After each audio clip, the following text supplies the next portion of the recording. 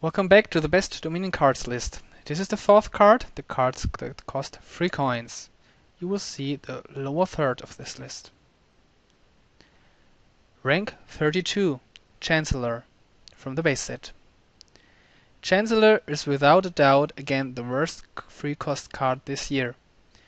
It even lost over 3 percentage points and has the second least deviation in this list.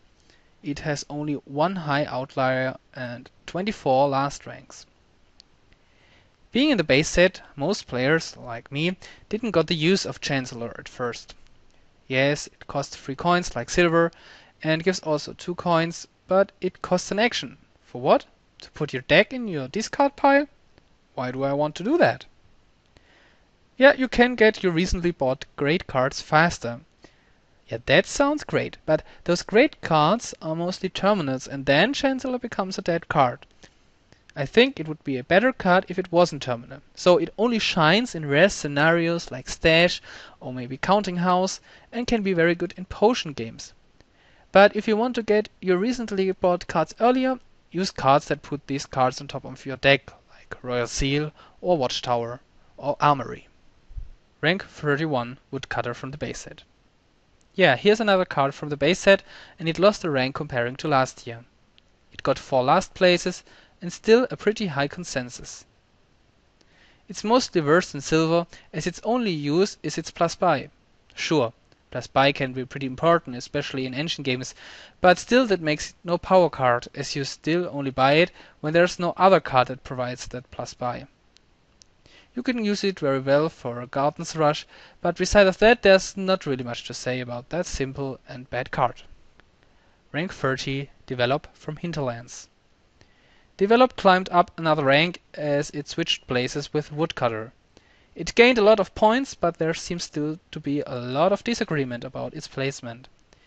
It has 4 last ranks on one side, but some really high ranks in the upper third on the other side. A good treasure mostly has to be a good start buy. Develop can only trash 1 copper at a time without benefit. You get a silver for a trashed estate, which can be put on top of your deck. That's at least really nice. Later in the game you get 2 cards for trashing 1. This is something you only want if there are a lot of really good cards in the supply and, most important, in a specific price range. Because you have to gain a card which costs exactly 1 more and 1 less than the trashed card.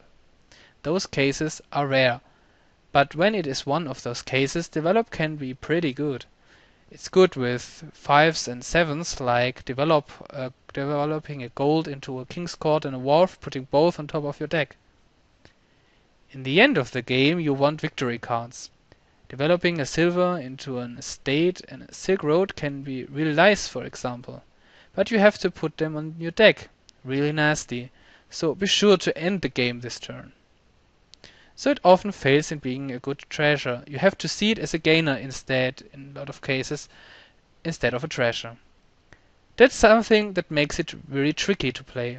It's really good in engines with many power cards, but it's otherwise often ignorable. Rank 29, Workshop, from the base set. Yeah, here's already the third card from the base set, with only 1 card left to come in this list. It lost 1 rank in comparison to last year. It got 1 last rank and 2 above average votes. You must ask yourself, how many 3 coin or 4 coin cards do I want in my deck? With gardens in the supply, you may answer, as many as I can get. Silver, gardens, estates and more workshops are all good cards. But in all other situations you want 5 cost cards and gold. And in comparison to Ironworks, where you at least get benefit, and it isn't terminal if you gain action cards, it's somehow a wasted action. The only cards that you want as many as you can get may be Tournament, Caravan, Conspirator, and any village plus draw like Smithy. But for all you have to spend your action, and you have to be sure there isn't another terminal action you want to play too. Rank 28, Great Hall from Intrigue. Great Hall went down 1 rank and lost a lot of points. It got last once, and wow, it even got first once. Beside that really big outlier, there were 2 more above average votes. Taking the unweighted ranking into account, it would have been 1 rank higher. There's not much to say to Great Hall beside how difficult it is to rank. It's often a consolidation prize over an estate, as it is 1 point that doesn't hurt your deck, as long as you don't draw it dead. So that's really nice. But it might even sort of hurt with Golem or Wandering Minstrel in your deck. So you can buy it early if you have an additional buy and 3 coins left and don't need another silver. It also supports Silk Road strategies nicely. You can even use Throne Room or King's Court with it for additional benefit if you're really desperate. It can enable Conspirator Chains and other rare cases where another cantrip is useful. The best combo might be with Ironworks, where you can pick it up and get a cantrip bonus. But it is never a card you use for your strategy. Instead, you buy it if you have 3 coins left and don't need more money. Then you're glad to pick up another victory card. And you often buy estates in the end game. Estates you will maybe never see in your hand. In those cases, it doesn't even matter if you pick up a Great Hall or an estate. Rank 27, Fortune Teller from Cornucopia. Fortune Teller is one of the worst attacks in the game and the first attack of all lists so far. But it at least went up 2 ranks compared to last year. And on the other side, it has 4 votes ranking at last. Like said before, it would have been 1 rank lower if we wouldn't weight this list. In games with treasures, you want your estates in hand and get rid of them, especially with Lookout. Fortune Teller is bad. If you've trashed them, Fortune Teller just cycles through your deck, so your opponent mostly profits from your attack. In tournament and tunnel games, you help your opponent even more, maybe. And in all other occasions, there are mostly cards that soft counter top deck victory cards or get profit from them by discarding. If those cases all don't exist, Fortune Teller might be a good buy. But those races may be rare too. It gets better in the end game, but in the end game mostly you don't waste your buy for a Fortune Teller. And in comparison to Rabble, which can be very nasty, Fortune Teller doesn't even get more benefit if you play it twice or more in 1 turn. Rank 26, Smugglers from Seaside. Smugglers stayed where it was, but lost a lot of points.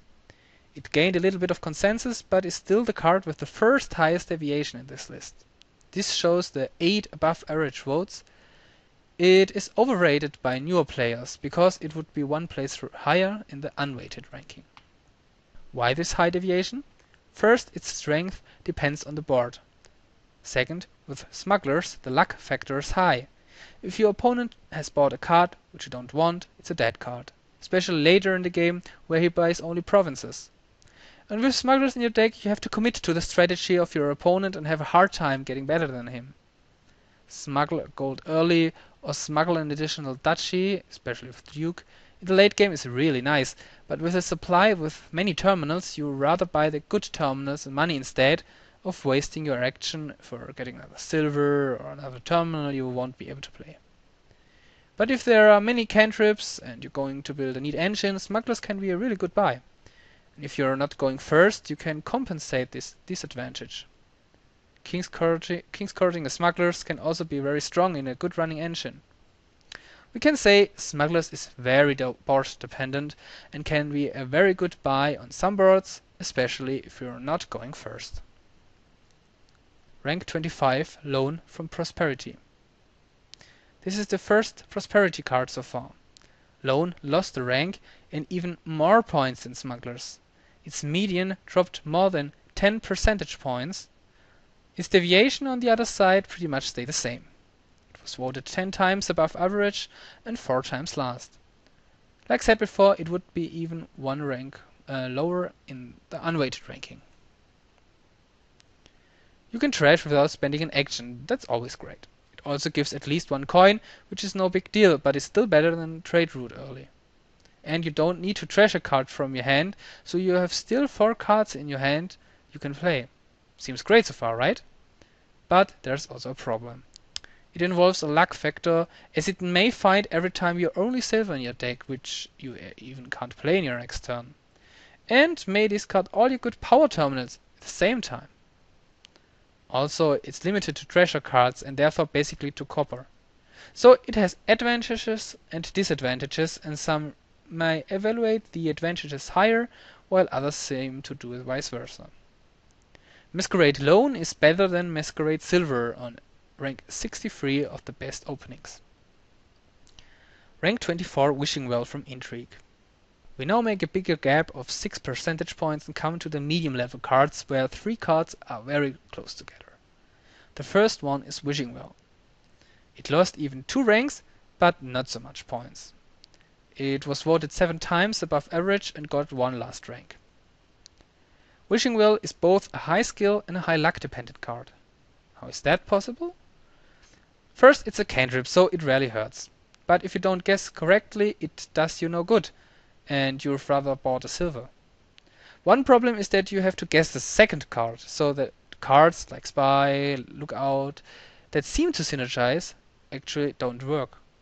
But with cards like Apothecary or Cartographer, it works really well. Then it can be a guaranteed cheap laboratory. In colony games, where you don't want to have many silvers, and especially when your money average is higher than 2 coins, Wishing Well is a good choice. And in some decks, you only buy a few different cards, so you can maximize your probability. And if you're really good with card counting, this is really a good card if there are a few cards left in your draw pile. It's also a very good counter against Ghost Ship. Young Witch Wishing Well is even better than Young Witch Silver on rank 93 of the best openings. Rank 23 Trade Route from Prosperity. There's only a gap of 0.1 percentage point until the next card. Trade Route is on the same rank as last year and has also a similar rating. But it lost a lot of consensus. It has on one side 13 above average votes, one voted it even on the second place, and some really low votes. But it's the first card with no last place so far. In the unweighted ranking, it would have been 1 rank higher. It's a not very good treasure as an opening buy, as you don't get enough benefit until the end of the game, unless you're building an engine with low-cost cards and you desperately need the trashing or the plus buy. It's better if there are additional victory cards in the supply, especially action victory cards like Island or Nobles that get bought earlier. But still, as a treasure, it's no good opening buy. Buying green cards earlier just to get more benefit is rarely a good decision, as your opponent might buy trade routes too and get the same benefit without clogging up his own deck. Mostly you buy it if it's the only source of plus buy and you really need that plus buy, and later in the game where you're going green and it's really a neck and neck race, so trade routes are now worth 3, 4 or even more coins. Then they are really powerful. The difference in strength through the game may be the reason for the disagreement in the votes. Rank 22 Shanty Town from Intrigue. And there's the best card of the 3 ones that are clumped together. Only 0.2 percentage points more, and here's Shanty Town. It's 3 ranks better than last year, but has only a slightly better rating. It was voted 11 times above average, with a lot of them in the 60% range. In the unweighted ranking, it would be below Trade Route. Shanty Town is a very problematic village. If you want villages, you have many terminals and want to build an engine. Shanty Town is bad, as it only gives you +2 action and is therefore similar to Necropolis, for example. If you want the +2 cards for a big money strategy, the +2 action are wasted and you can't buy many of them. And if you have multiple Shanty Towns in hand and no terminals, it's even worse.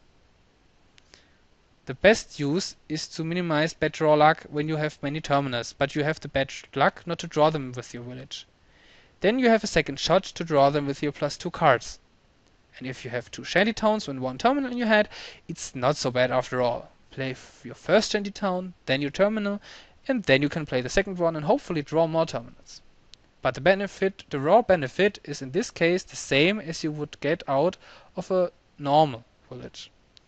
And even if you play basically big money, Shanty Town serves like a laboratory for you. So thanks again for watching. I hope you enjoyed it.